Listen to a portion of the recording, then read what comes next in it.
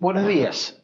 Vamos a comenzar con el desarrollo de la clase teórica número 3, que corresponde al año 2021, y continuamos con el análisis de los sistemas energéticos dentro del metabolismo del ejercicio.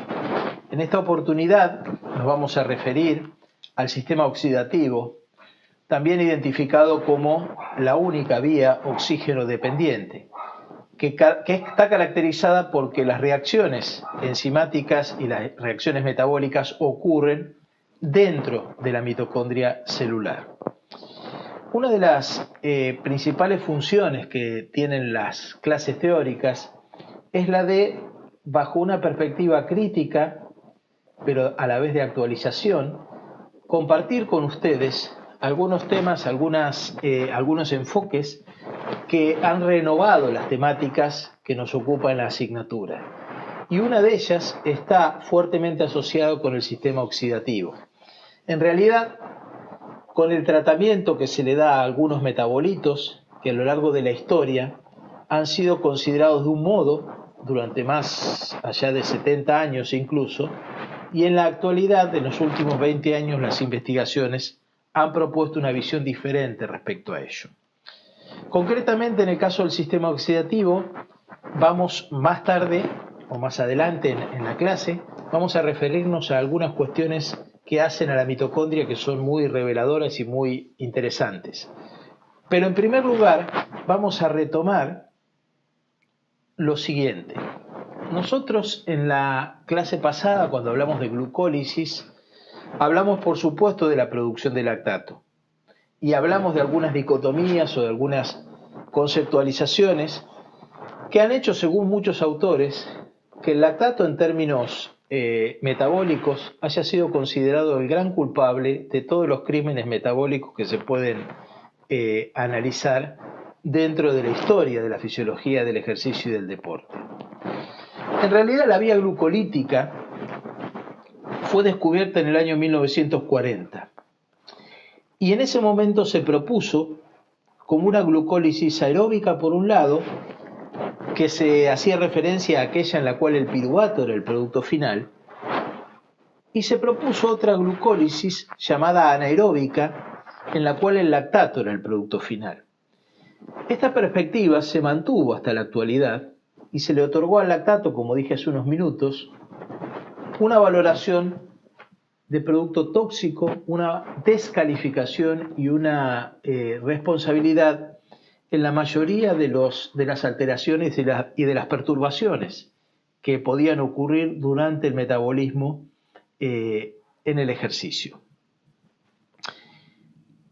Pero en el año 1980, o a partir del año 1980, distintos estudios de investigadores muy dedicados, uno de ellos el doctor George Brooks, otros ustedes los pueden ver allí en las distintas citas, fueron analizando y descubriendo y demostrando que tanto en el músculo esquelético como en el cerebro se puede oxidar grandes cantidades de lactato. Recuerden que la oxidación es un proceso que implica el oxígeno, es una reacción oxígeno dependiente, y decía entonces que estos trabajos comenzaron a poner el foco en que tanto el músculo esquelético como el cerebro pueden oxidar y pueden utilizar lactato como sustrato, que ambos tejidos tienen transportadores para el lactato y que esto les permite, ¿sí?,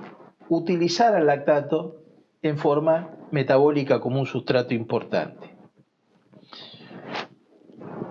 Nosotros en la clase pasada hablamos de glucólisis como una vía citoplásmica, citosólica, y a mí me interesa ahora que precisemos algunas cosas que implican el lactato y que entendamos por qué lo planteamos ahora en este espacio en el cual nos estamos refiriendo, estamos haciendo un recorte metabólico de la vía oxidativa. En primer lugar, una cuestión aclaratoria para que ya no nos queden dudas respecto a ello. Si uno toma en cuenta que los metabolitos los analizamos en músculo o en sangre, justamente el rango fisiológico del pH de las concentraciones de hidrogeniones, del equilibrio de hidrogeniones que hay tanto en músculo como en sangre, el ácido láctico está totalmente disociado.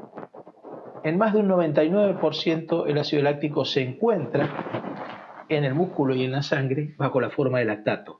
Por eso es que debemos hablar con precisión y debemos hablar de lactato y no de ácido láctico. En segundo lugar, que nos quede muy claro un elemento que es muy interesante y no es menor y tiene que ver con las consideraciones que se hacían respecto a la glucólisis que comenzaron a hacerse cuando les dije allá por 1940 y que permanecen incluso hasta ahora. El lactato y no el piruvato, repito, el lactato y no el piruvato es el producto final de la glucólisis.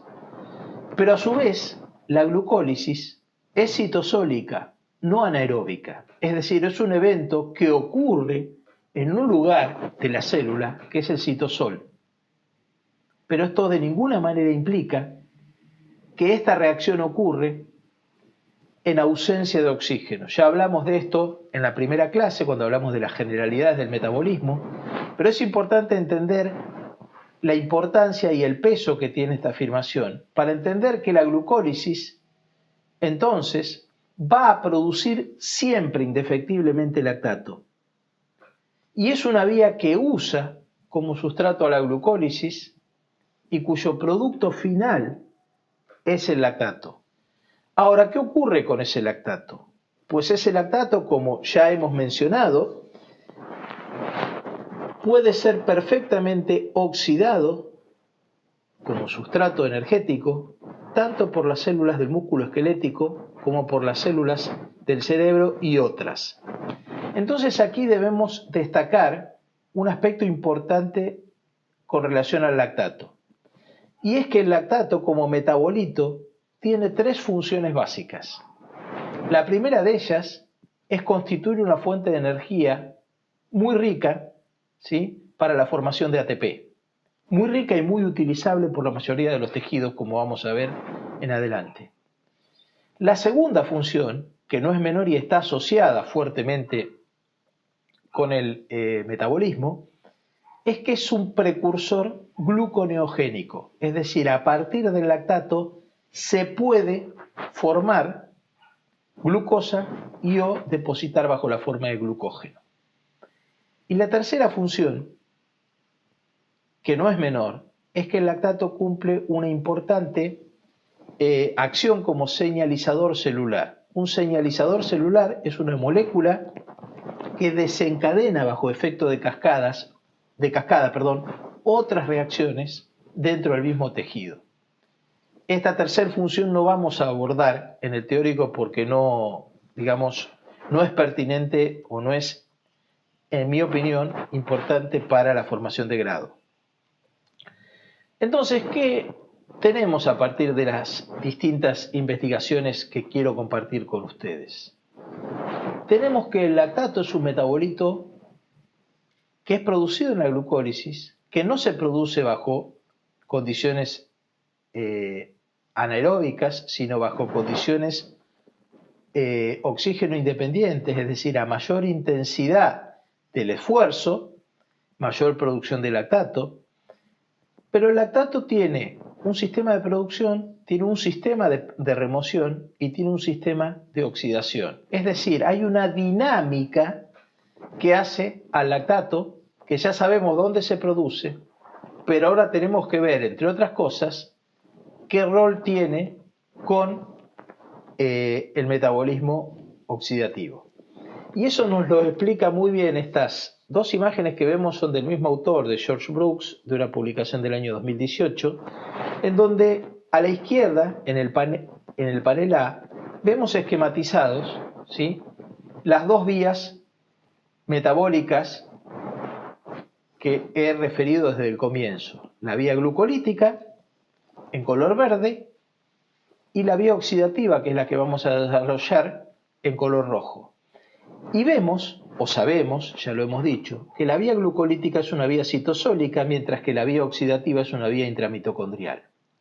Y vemos cómo el lactato aparece propuesto por este autor en el centro como un verdadero puente o un link que une, ¿sí?, el metabolismo glucolítico con el metabolismo oxidativo. O dicho de otra manera, para decir lo mismo, pero con otras palabras, que une el metabolismo citosólico con el metabolismo intramitocondrial. Y esto es lo que plantea George Brooks, que el lactato, más allá de no ser de ninguna manera ese producto tóxico y negativo que se consideró y que algunos todavía lo siguen considerando para el metabolismo durante el ejercicio, es un excelente sustrato que comunica ambos metabolismos, o la vía citosólica con la vía intramitocondrial. En el panel B vemos un segundo elemento que se agrega, que es un vaso sanguíneo, un capilar. ¿Ven? Ese anillo rojo esquematiza un capilar. Y podemos ver con la intensidad, digamos, con la magnitud del tamaño de las flechas, indican más o menos importancia o más o menos preferencia. A más grande la flecha, más preferencia en esa dirección de sentido, más pequeña la flecha, menos preferencia. Pero vean ustedes cómo volvemos a usar algunos elementos similares a los que se ven en el panel A, pero a diferencia de aquel, en el panel B, aparece el vaso sanguíneo. Entonces la sangre es un circuito abierto para el lactato. El lactato está permanentemente ingresando y egresando, sale y entra rápidamente del lecho vascular. Por eso es que muchas veces, cuando su concentración en sangre aumenta, no necesariamente quiere decir que a nivel muscular se está produciendo más, sino muchas veces en sangre aumenta porque se está eliminando, remocionando, ¿sí?, u oxidando menos. Entonces, vean ustedes cómo ahora se empieza a armar el verdadero rompecabezas, en donde el autor que estamos analizando nos plantea que justamente el metabolismo glucolítico, ¿sí?, produce lactato, y que ese lactato que se produce tiene dos vías posibles. Una, ser transferido a una célula oxidativa, a una célula que es rica en mitocondrias, como la vemos a la derecha, ¿sí?, y en ese lugar se consume el lactato. O sea que habría una célula o un lugar de producción, un metabolismo.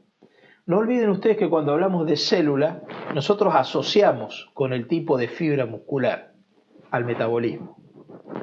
Porque el metabolismo es un evento neuromuscular, o sea, el tipo de reclutamiento de fibras que estoy utilizando para producir más potencia o menos potencia y más duración en el tiempo del esfuerzo, eso es un evento neuromuscular, recluta un tipo de fibras musculares como hemos visto en las clases anteriores. Entonces aquí fíjense cómo esto aparece integrado. El lactato se va a producir siempre en la vía glucolítica, el lugar de producción es la vía glucolítica.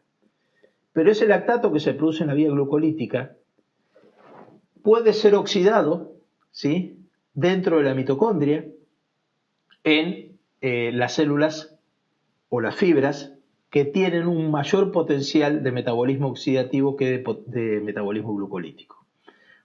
También, por supuesto, puede salir a sangre, como estamos viendo en la parte superior del panel B.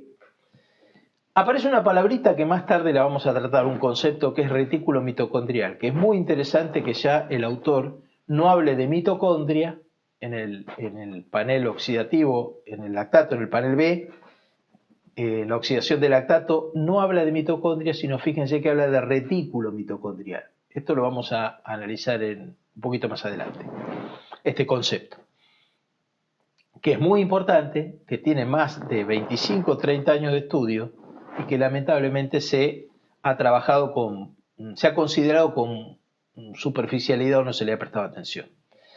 En el panel derecho, como estamos aquí bajo este título haciendo referencia a la remoción y a la oxidación y a la dinámica del lactato, en el panel derecho vemos un gráfico también muy interesante, en donde el autor, en forma un poco más compleja, divide un grupo muscular, un músculo esquelético, como vemos en el centro de la imagen, ¿sí?, divide un músculo esquelético en lo que serían fibras productoras y fibras consumidoras. Las fibras productoras son las fibras glucolíticas, por decir en términos genéricos hablamos de fibras rápidas, y las fibras consumidoras del lactato son las fibras lentas oxidativas. Entonces, este autor nos muestra cómo en un músculo esquelético, que sabemos es un mosaico de fibras, va a haber dentro de un mismo grupo muscular motor principal en una acción. Por ejemplo, si estamos analizando la carrera, durante la carrera, los músculos protagonistas principales de la acción de la carrera, si tomamos el tren inferior, va a haber dentro de esos músculos fibras que son productoras de lactato y fibras que son consumidoras de lactato. Entre las fibras productoras, que son las que tenemos a la izquierda, vemos cómo la fibra productora, ¿qué hace?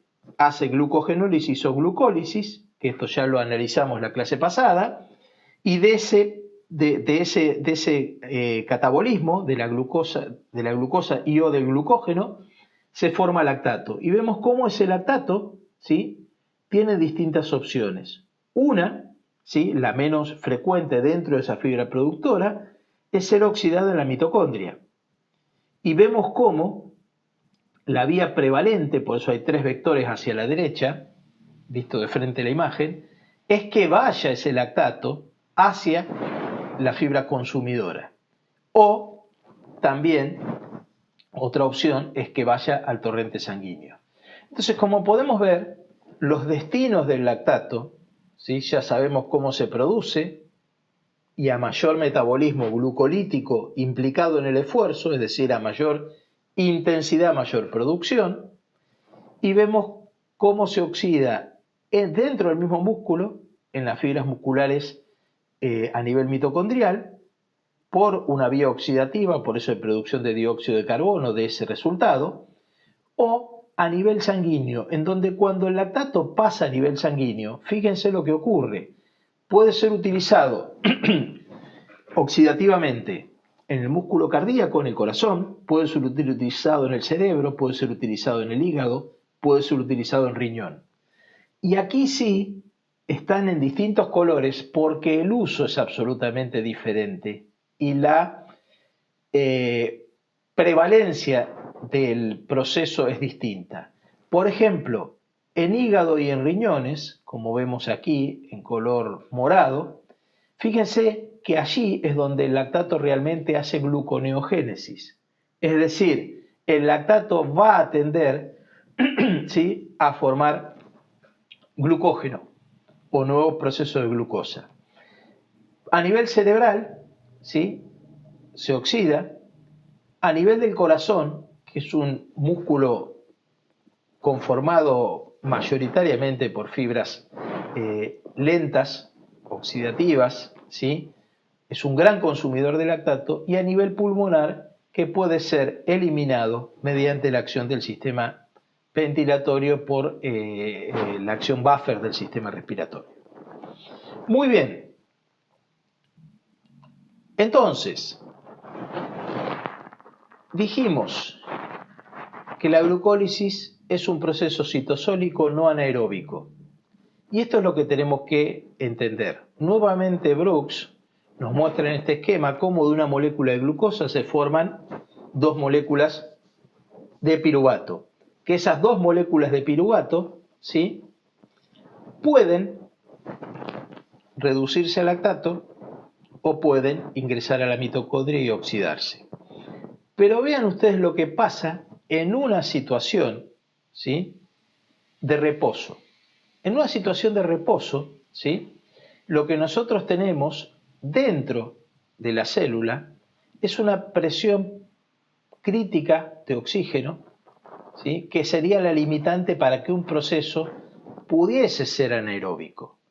Para que un proceso pudiese ser anaeróbico auténticamente, es decir, para que pudiésemos decir desde el punto de vista bioquímico el proceso es anaeróbico porque no hay oxígeno, debería haber 1 milímetro de mercurio de presión parcial de oxígeno intracelular o incluso menos, ¿sí?, para que la mitocondria se detenga y no pueda producir sus reacciones metabólicas. Sin embargo, vean lo que pasa primero en estado de reposo. En estado de reposo hay 40 milímetros de mercurio, es decir, hay 39 veces más cantidad de oxígeno en reposo que la que necesitamos para que las condiciones sean anaeróbicas.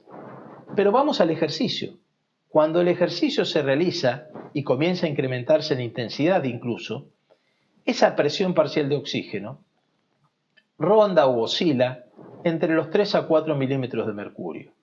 Es decir, aún en situación de ejercicio, la presión parcial de oxígeno es de 3 a 4 veces superior a la presión crítica.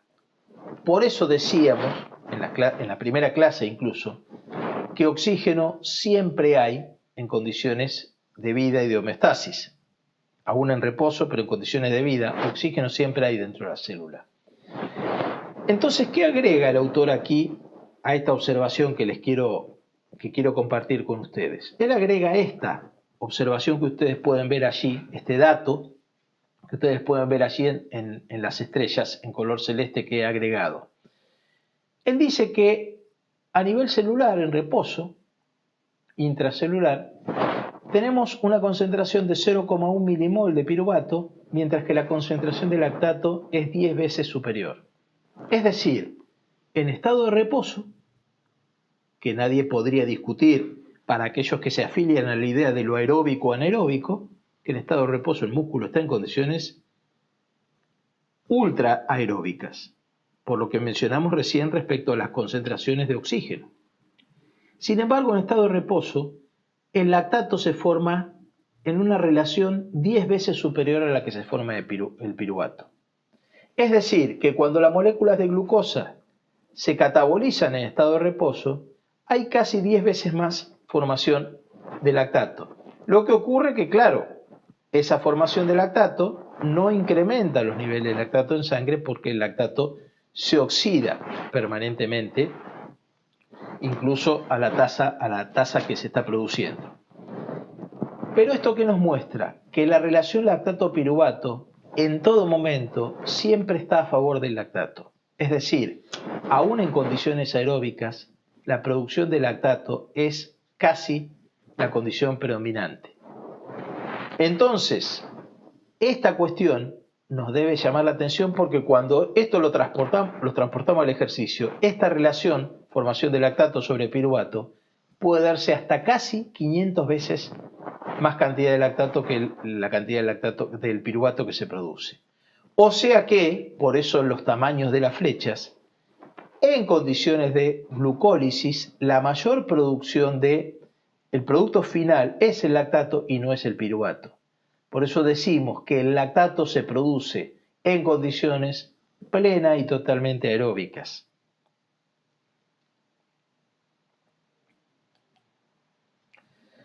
Muy bien, vamos a analizar un poco ahora, y ya para ir acercándonos o para ya meternos en el metabolismo oxidativo, cómo se oxida el lactato y el piruvato. Este gráfico que armé como una especie de rompecabezas de un trabajo de Hashimoto, de un gráfico de Hashimoto del año 2008, nos muestra algunas cosas muy interesantes que nos van a permitir ahora avanzar sobre el metabolismo oxidativo. Y lo que este gráfico nos muestra es qué pasa con las moléculas de piruvato y qué pasa con las moléculas de lactato, que ya vimos, por eso están en distinto color también, que la producción neta es predominantemente hacia el lactato, cualquiera sea la intensidad del ejercicio, que es la producción de piruvato. Pero este autor hizo un gráfico que aparentemente es bastante complejo y es sencillo de entender si reparamos, por eso lo recorté un poco para no llenarlos de términos y de confusión. Aquí podemos identificar claramente que es el glucógeno, o sea, que es glucogenólisis o glucólisis, lo que vamos a analizar, que ese glucógeno va a liberar glucosa, que la glucosa se va a degradar, va a formar piruvato y la gran parte del piruvato se va a reducir al lactato, ¿sí? Entonces el producto final termina siendo el lactato como lo que hablábamos recién. Pero miremos esto. Aquí empieza la mitocondria, ¿sí? Esta es la membrana externa de la mitocondria. Esta bicapa que está aquí es la membrana externa de la mitocondria. Esta que está aquí abajo es la membrana interna de la mitocondria. Este es el espacio intermembrana y estos ya serían crestas de la mitocondria. Repito, a partir de aquí comienza la mitocondria. Esto es citosol, citoplasma celular, esto es mitocondria. Membrana externa, espacio intermembrana, membrana interna y las crestas mitocondriales aquí. Ubicados así, ¿qué es lo que nosotros sabemos entonces? Que cuando la glucólisis produce lactato, ese lactato, ¿sí?, ingresa hacia el interior de la mitocondria y ese lactato puede ingresar directamente a través de la mitocondria a expensas de la existencia de transportadores de lactato. Esta molécula que aparece aquí, MCT1, son transportadores de lactato. Los transportadores de lactato se encuentran a nivel mitocondrial, también en el sarcolema, la membrana externa, pero nos interesa ahora analizar qué pasa con la mitocondria. Entonces, es precisamente el transportador de lactato el que favorece que el lactato pueda ingresar dentro de la mitocondria. Mientras que el piruvato ingresa también por un transportador. MPC, esto es un carrier o transportador mitocondrial de piruvato.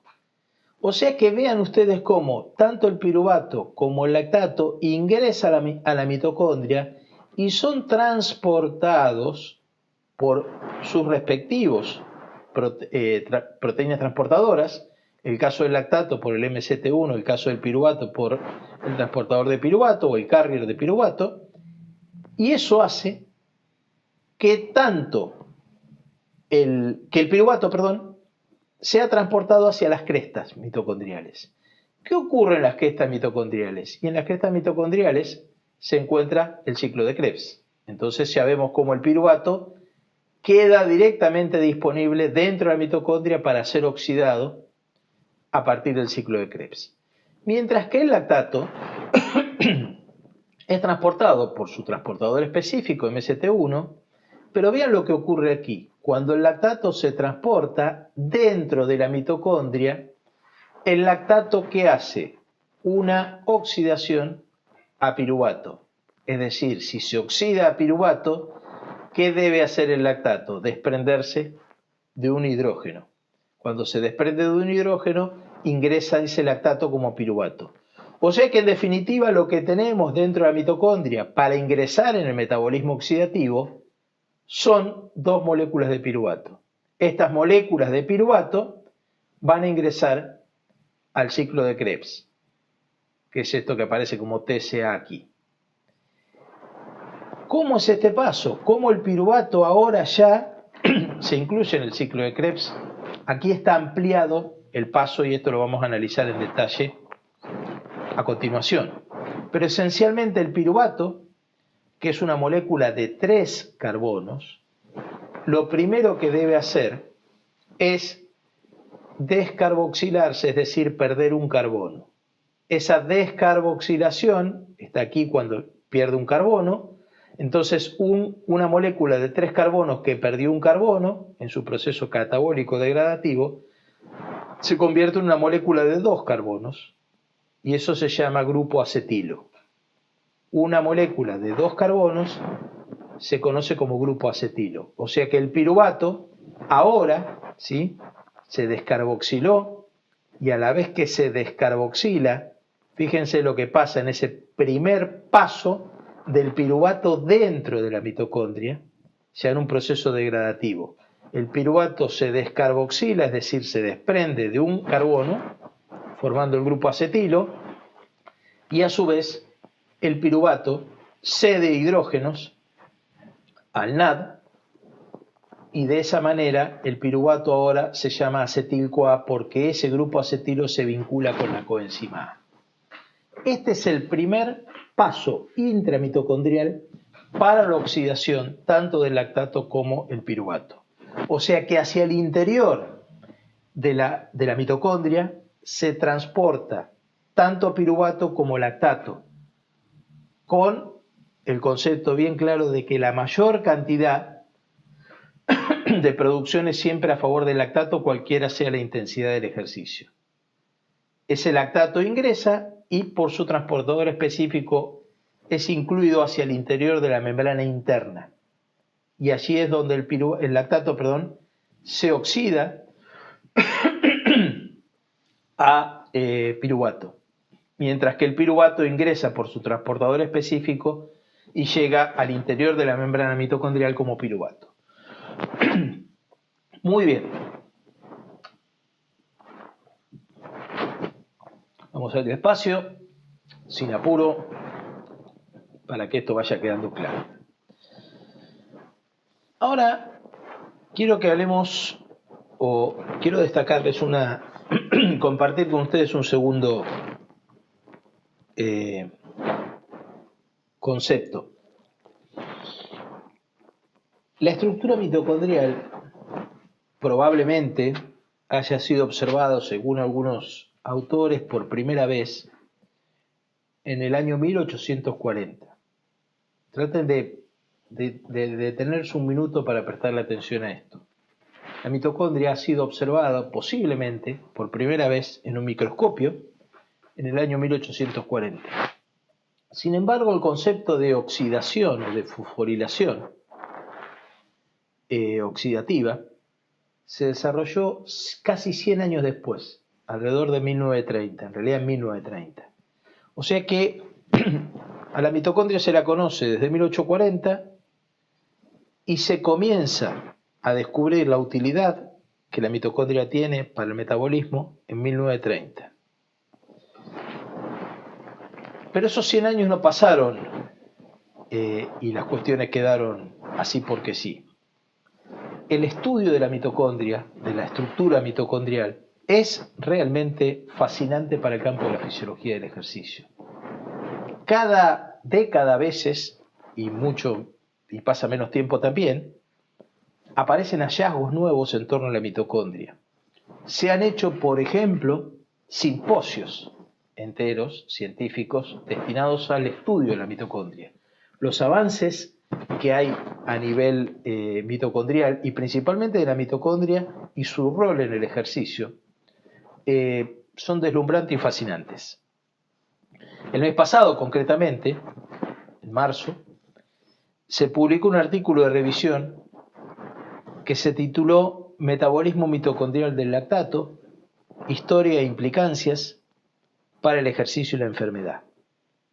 Yo voy a compartir con ustedes algunas ideas de ese artículo, pero me interesa que vean lo importante que es comenzar por el principio y ubicarnos un poco ahora o centrarnos y enfocarnos en el análisis de la mitocondria como estructura,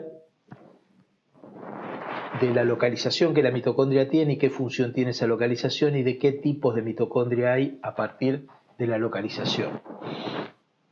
Además nos quedó pendiente el concepto de retículo mitocondrial que mencionaba Brooks en el gráfico, que les dije más adelante lo vamos a ver.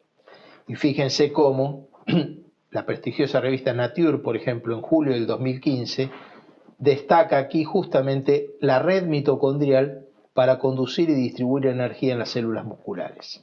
O sea que verdaderamente la mitocondria no está aislada, sino que está fuertemente asociada y relacionada entre sí. Ahora vamos a ver algunas cosas respecto a ello.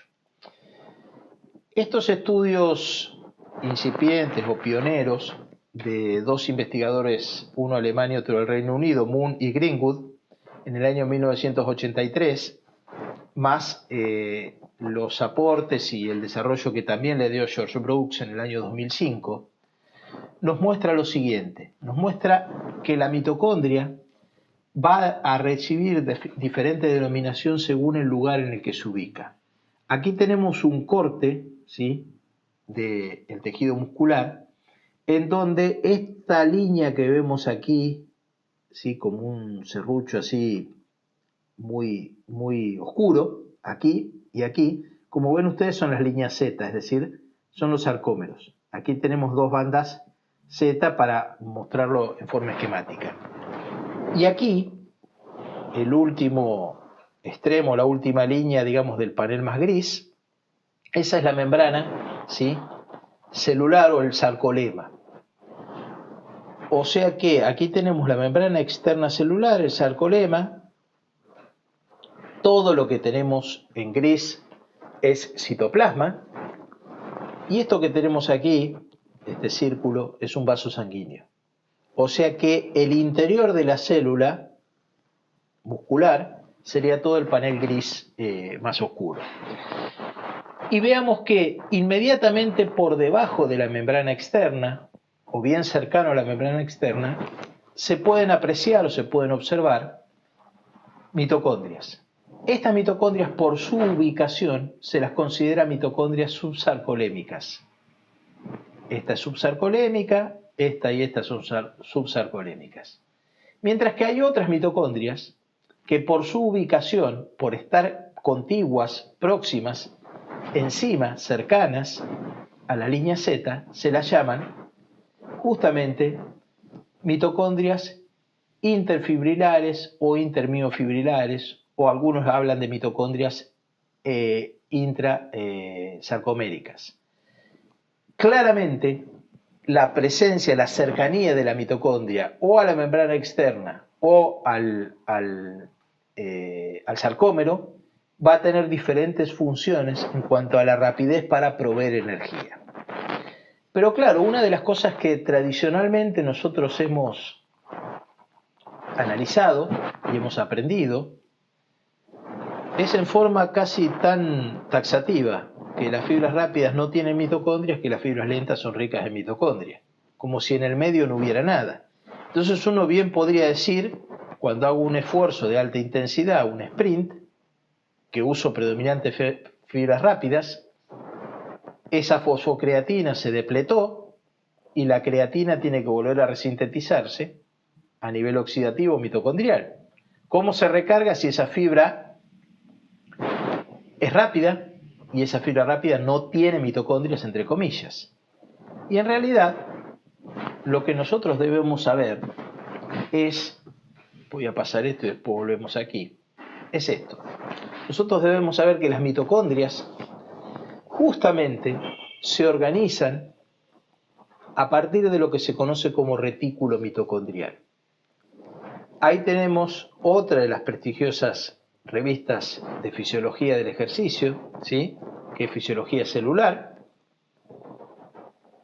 en donde en el año 86, Kirkwood, Moon y Brooks publicaron un extraordinario artículo que se denominó, ¿sí?, retículo mitocondrial en el músculo esquelético de las piernas o de las extremidades inferiores. En ese artículo los autores daban cuenta de la existencia de mitocondrias asociadas bajo un formato de red de distribución de energía.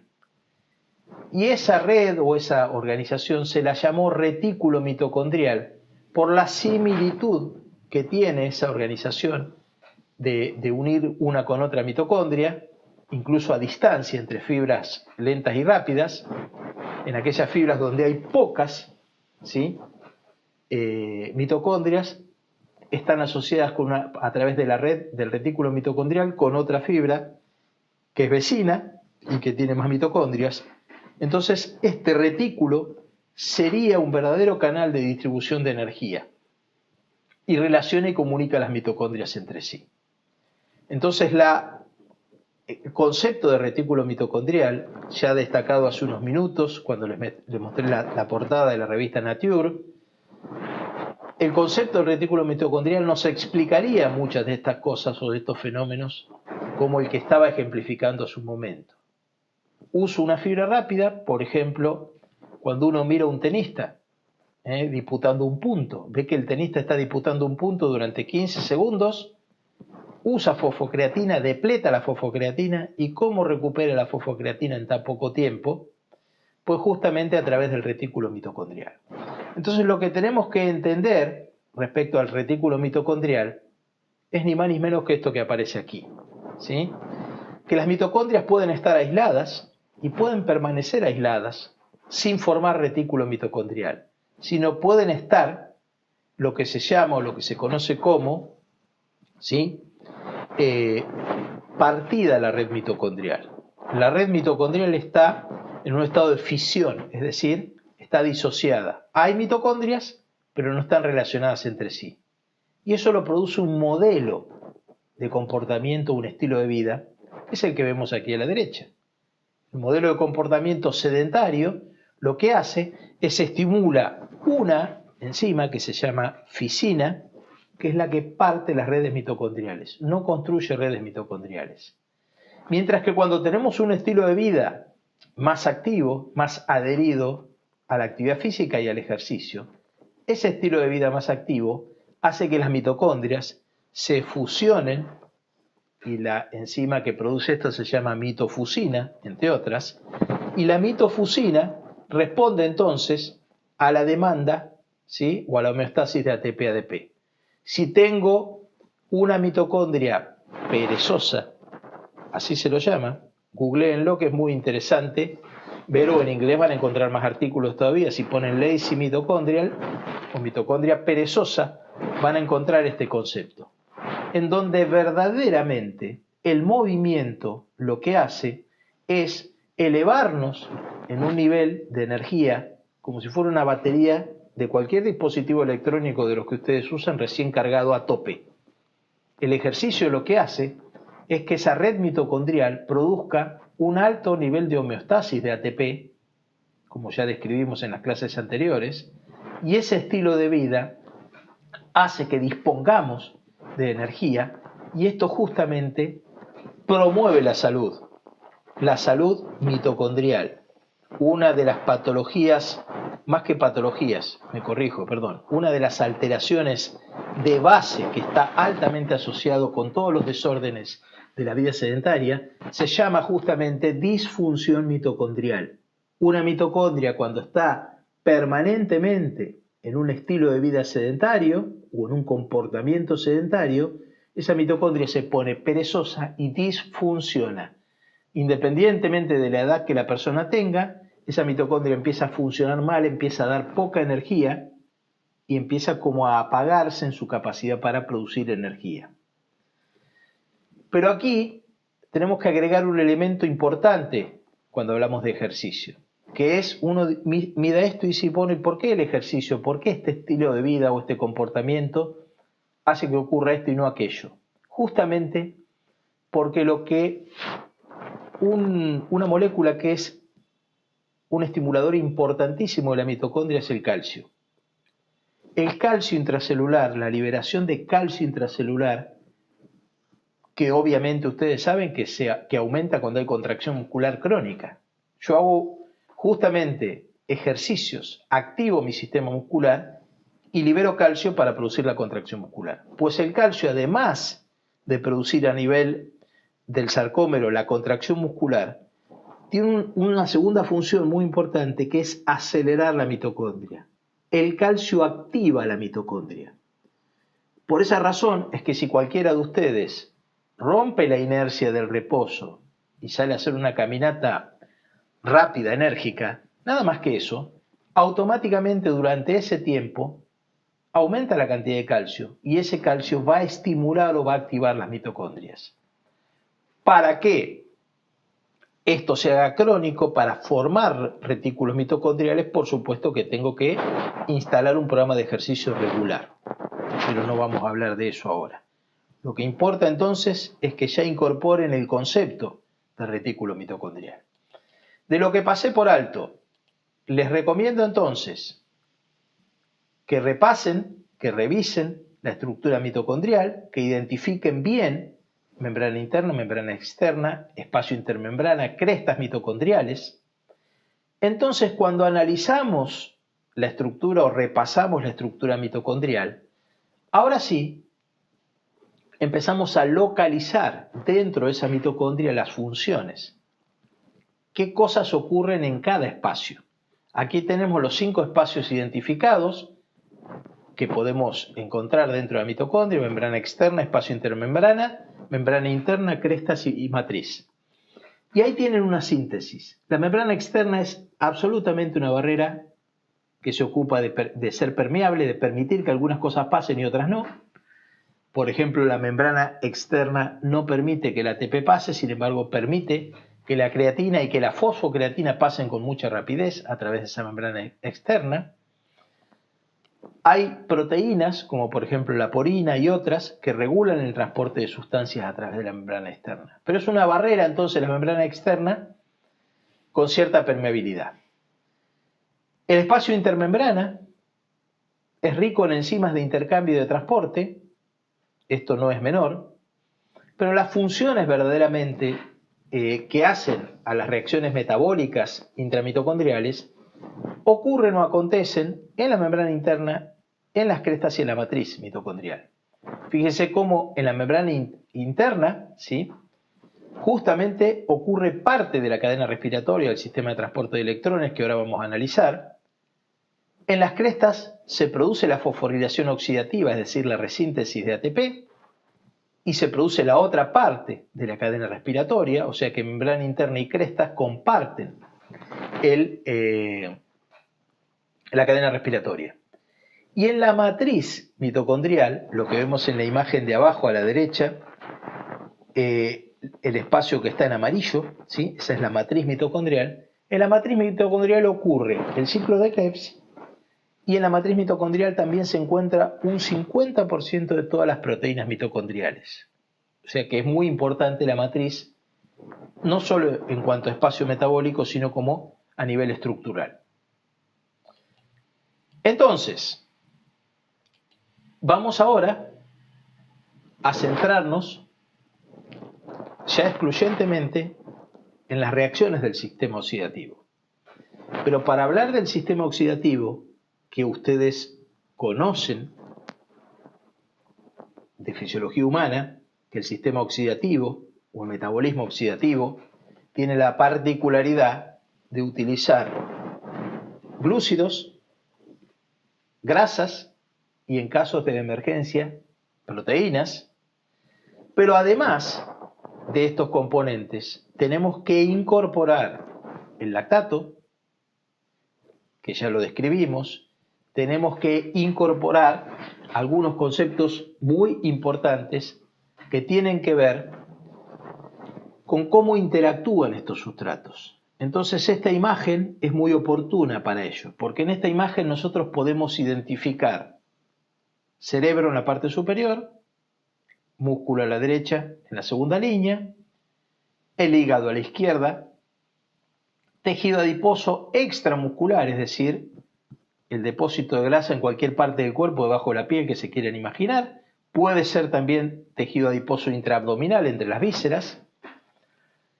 Tenemos el páncreas y tenemos el intestino delgado. Aparece el páncreas porque el páncreas justamente a partir de la insulina, ¿sí?, de los niveles de glucosa que haya en sangre, si los niveles de glucosa suben en sangre, el páncreas va a liberar insulina. Entonces el páncreas es una importante glándula de regulación o de interacción dentro del metabolismo. El estatus en el cual se encuentre la glucosa en sangre, la glucemia, va a estimular o no el páncreas. Pero por otro lado aparece también en el intestino delgado, porque el intestino delgado absorbe los nutrientes producto de la digestión y de la alimentación. Entonces, estos intestino delgado y páncreas no deben ser excluidos del análisis global que vamos a hacer de cómo intervienen y se regulan las vías de los nutrientes o de los sustratos para poder utilizarlos en forma oxidativa. Entonces, ¿qué debemos decir respecto aquí a los depósitos de sustratos? Tanto en músculo como en hígado vemos que aparece el glucógeno, ¿sí? En hígado y en músculo tenemos el glucógeno. Debemos recordar que el glucógeno aparece entre 3 veces y media, podría ser 4 veces, en algunos muy entrenados, entre 3 a 4 veces más cantidad en el músculo que en el hígado. Si en el hígado estamos alrededor de los 100 gramos, en el músculo podemos estar alrededor de los 350 gramos aproximadamente. Entonces, lo que tenemos aquí es glucógeno, que está depositado tanto en el hígado como en el músculo. También tenemos dentro del músculo depósitos de grasa, triglicéridos, pero también esos depósitos de grasa son más cuantiosos, copiosos, en mayor cantidad, están en el tejido adiposo, como vemos aquí abajo. Por eso también el tamaño de la letra. Entonces, lo que tenemos que entender prioritariamente de esta imagen, además de lo que he ido mencionando, es que el glucógeno hepático tiene por función primaria mantener los niveles de glucemia, es decir, mantener los niveles de azúcar en sangre estables. Porque el azúcar en sangre, la glucemia, abastece al sistema nervioso central. Excepcionalmente, ¿sí?, cuando el músculo tenga depósitos bajos de glucógeno, el músculo va a competir con el cerebro por esa glucosa sanguínea y por supuesto de esa competencia gana siempre el músculo. Por eso debemos intentar siempre en condiciones de ejercicio tener los niveles de glucógeno previos al comienzo del ejercicio lo más repletos posible y mantenerlos durante el ejercicio. Si es que lo fuera a depletar, los deberíamos mantener en valores estables, es decir, ingerir soluciones líquidas o semilíquidas que tengan bajo proceso de digestión para que esa glucosa exógena sea absorbida y vaya directamente a la sangre y de esa manera no se compite con el glucógeno hepático entre el cerebro y músculo. Muy bien, vamos a ver ahora las dos reacciones metabólicas que ocupan al sistema oxidativo. Ahora no estamos hablando de qué sustrato estamos usando, si estamos usando piruvato, si estamos usando lactato, si estamos usando un ácido graso libre, si estamos usando un aminoácido. Aquí lo que estamos es viendo cómo comienza el ciclo de Krebs como reacción metabólica dentro del ejercicio. Entonces vean lo siguiente, el ciclo de Krebs, esquematizado así, es una reacción que se inicia a partir de la molécula de acetil-CoA. Es decir, la molécula de acetil-CoA, vimos algo de la acetil-CoA, vimos cómo el piruvato se formaba acetil-CoA para ingresar en el ciclo de Krebs. La molécula de acetil-CoA se forma del mismo modo, ¿sí? Es una molécula de dos grupos carbono más la coenzima A, independientemente de la procedencia que ésta tenga. O sea que esa molécula de acetil-CoA puede venir del piruvato, del lactato, puede venir de los ácidos grasos libres, puede venir de las proteínas o aminoácidos. En todos los casos se forma acetil-CoA. Esa es la premisa para que el ciclo de Krebs comience a desarrollarse. Entonces, ya vimos cómo se forma el acetil-CoA, un grupo de dos carbonos con una coenzima A.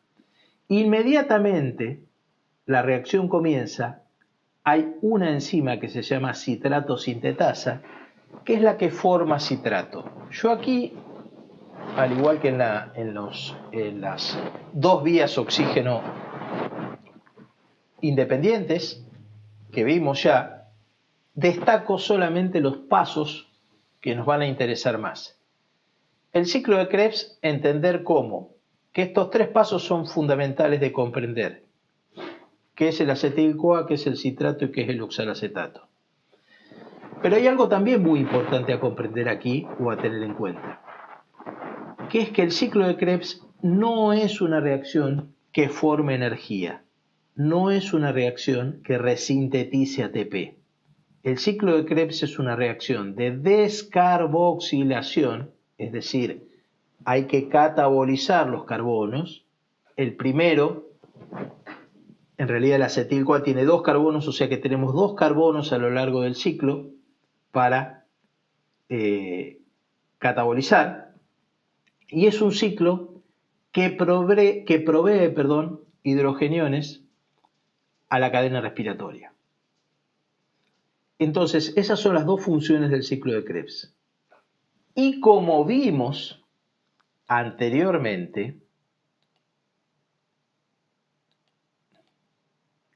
el ciclo de Krebs ocurre en la matriz mitocondrial.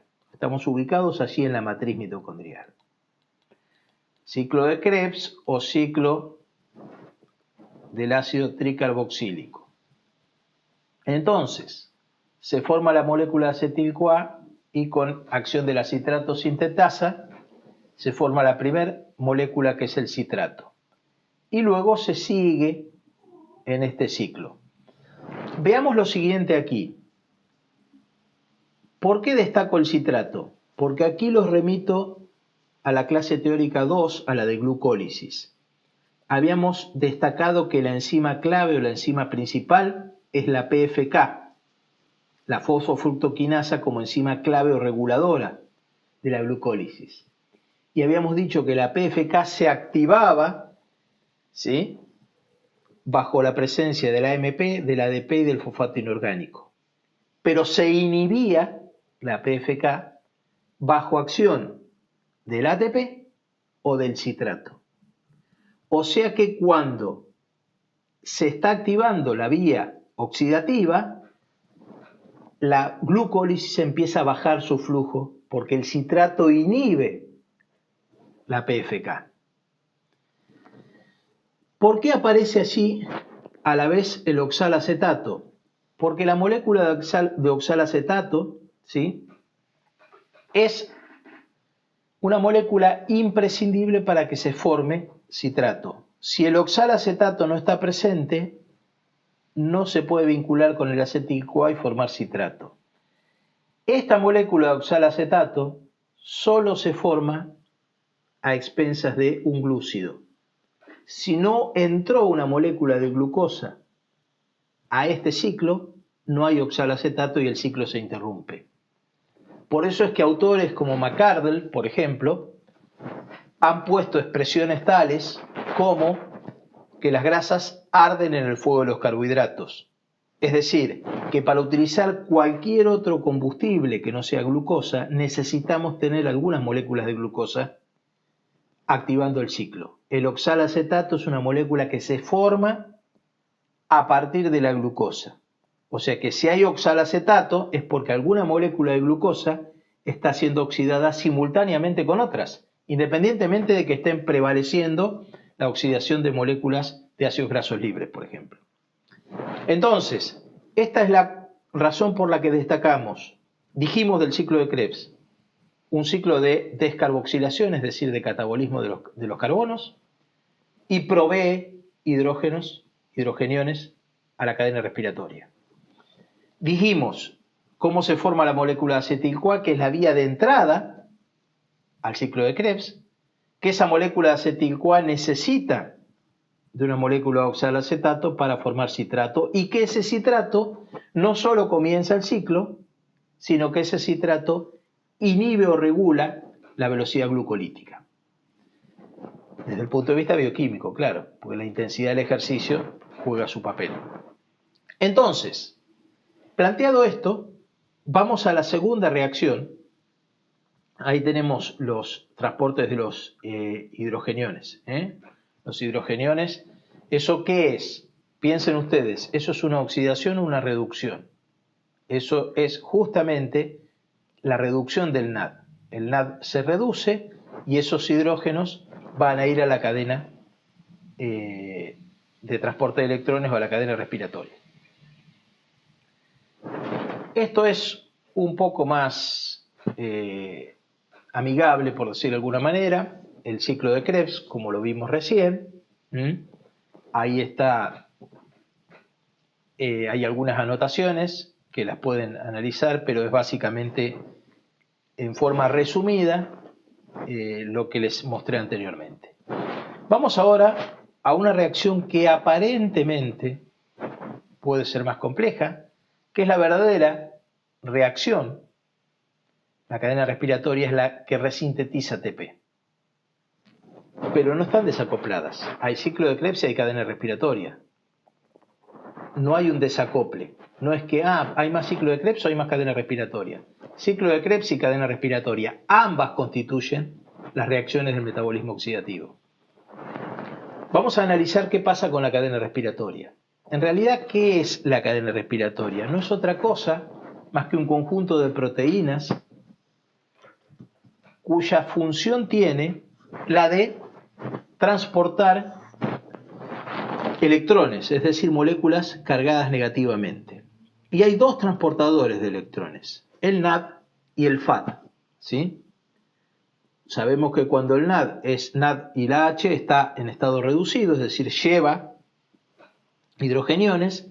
Cuando el FAD es FAD H, lleva hidrogeniones, está en estado reducido. Vamos a analizar esto.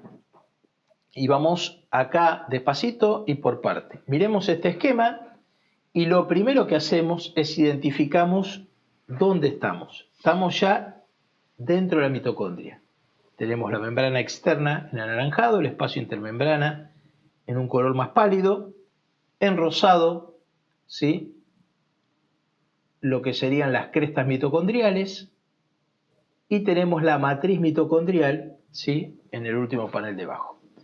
Dijimos entonces que tenemos dos moléculas, ¿sí?, NAD y FAD, que son transportadoras de electrones. Vamos a analizar qué es lo que ocurre en la cadena respiratoria entonces. Cuando identificamos, ¿sí?, que la cadena respiratoria, que el ciclo de Krebs ocurre en la matriz mitocondrial, dijimos hace unos minutos que el ciclo de Krebs provee de hidrogeniones a la cadena respiratoria. Es por eso que podemos ver en la imagen tanto el FAD como el NAD con los hidrógenos listos para ser transferidos desde la matriz. Este es el ciclo de Krebs, el que los cargó, y ese ciclo de Krebs va a transferir esos hidrogeniones, ¿sí?, a la cadena respiratoria. Y dijimos que la cadena respiratoria, lo recordamos, transcurre en lo que es la membrana interna y también en lo que son las crestas mitocondriales. Entonces vamos a mirar un poco cómo se hace este proceso. Vamos por parte. Primera cuestión. Empecemos analizando el NAD. ¿El NAD qué hace? Por cada molécula de NAD, ¿sí?, se ceden dos electrones, se transfieren dos electrones a la cadena respiratoria. Pero ese NAD que está transportando esos dos electrones, estos dos electrones van a pasar al segundo complejo de la cadena respiratoria, luego al tercer complejo de la cadena respiratoria, y vamos a llevarlos hasta ahí. El NAD, por ahora estamos solo con el NAD. Transfiere dos electrones y dos electrones. Cuando estos electrones van pasando de complejo a complejo, eso hace, ¿sí?, que por cada par de electrones que se transfieren, ingresan dos hidrogeniones, ¿sí?, al espacio intermembrana. O sea que aquí hay un transporte de electrones para liberar hidrogeniones o para transferir hidrogeniones al espacio intermembrana. Y esa molécula, ¿sí?, sigue su paso, ¿sí? Y aquí quiero hacer una aclaración. Esto se sigue transfiriendo y cada vez que se transfiere aquí se vuelven a aparecer otros dos, se transfiere aquí y vuelven a aparecer otros dos hidrogeniones. El FAD, que también se forma en el ciclo de Krebs, se carga de hidrogeniones en el ciclo de Krebs, a diferencia del NAD, ingresa a la cadena respiratoria en el segundo complejo. O sea que solo va a transferir 4 hidrogeniones hacia el interior de la célula. Entonces esto es lo que pasa cuando terminó el NAD y el FAD de transferir sus hidrogeniones. El NAD y el FAD, ¿sí?, el NAD transfiere 3 pares de hidrógenos que alcanza para resintetizar 3 ATP. El FAD, que empieza aquí, transfiere 4 pares de hidrógeno, 2 pares de hidrógeno, que sirve para resintetizar 2 ATP. O sea que lo que se está produciendo aquí, ¿sí?, es una transferencia o un transporte de electrones, es decir, de moléculas con carga negativa, que son transferidas de complejo proteico a complejo proteico. En cada una de estas moléculas, cuando los dos electrones llegan al último complejo proteico aquí,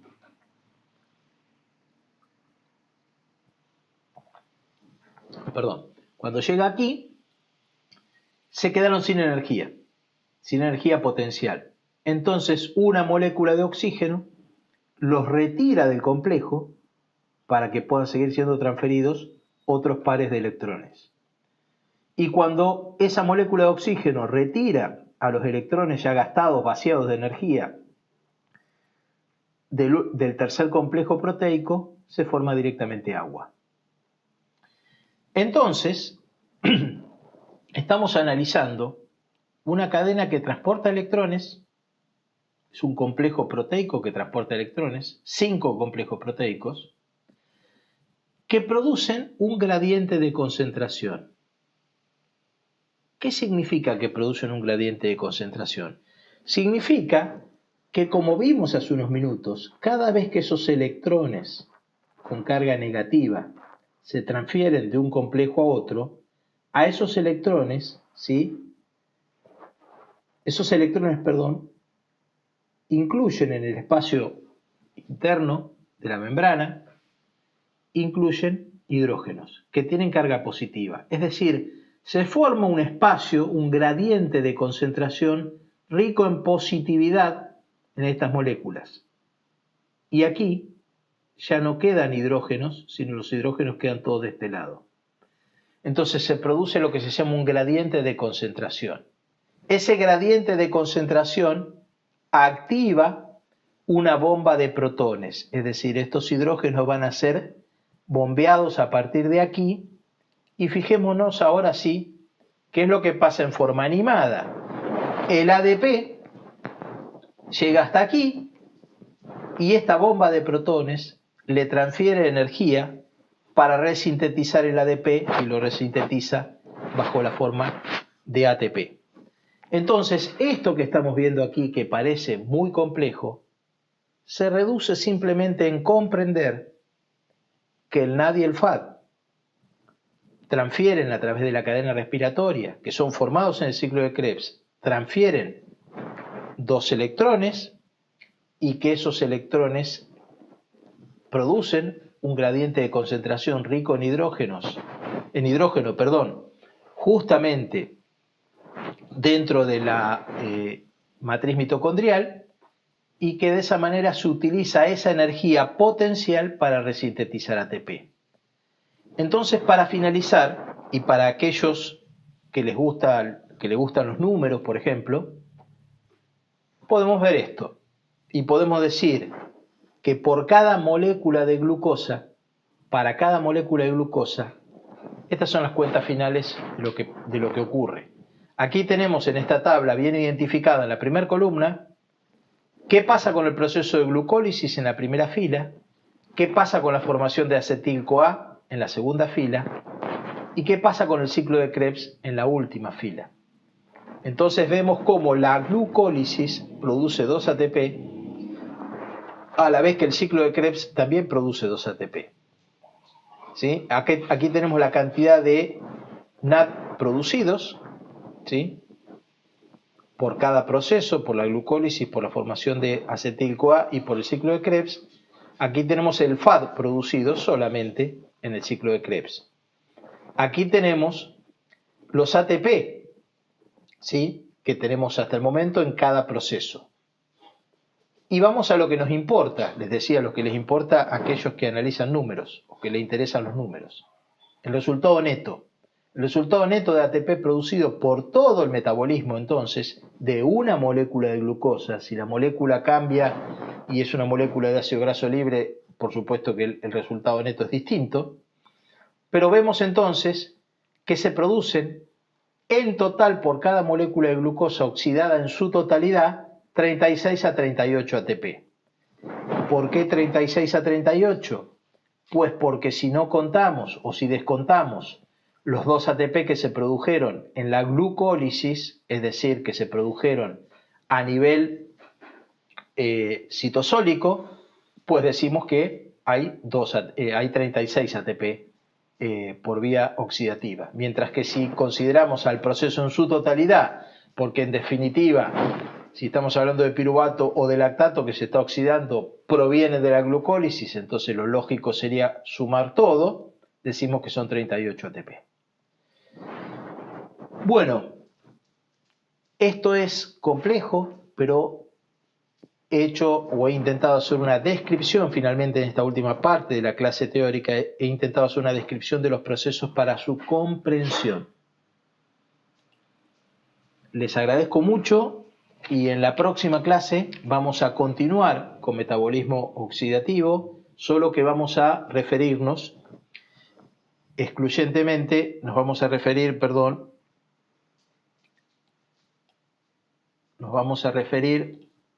les decía, a la oxidación de grasas, a los aspectos más relevantes de la oxidación de las proteínas y cómo interactúan carbohidratos, grasas y proteínas dentro del metabolismo oxidativo. Que tengan buenos días.